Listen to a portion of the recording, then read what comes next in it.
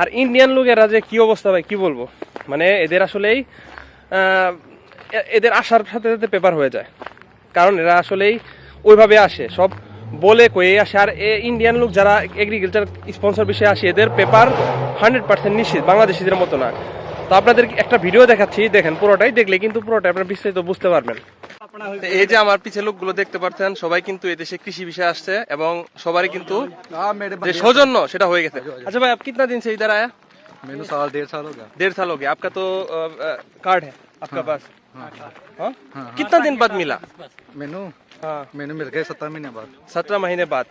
और मेरे पास हाँ, ये मेरे भाई आपका पास डॉक्यूमेंट्स है? हाँ 0 0 तो इधर आप एग्रीकल्चर वीजा में आया, तो आने के कितना दिन बाद आपको शेड्यूल मिल गया?